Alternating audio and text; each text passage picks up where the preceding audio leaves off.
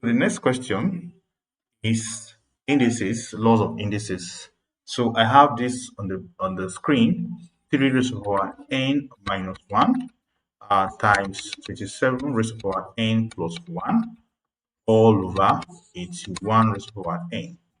Now, if you look at this, you see that 3 here and 27 here and 81 here can be expressed as the base 3 raised to the power whatever power you can get to return back the value.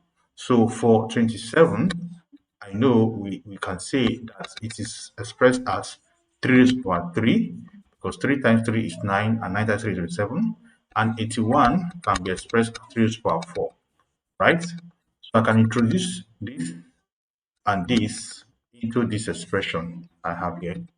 Okay, so it will now be 3 raised to the power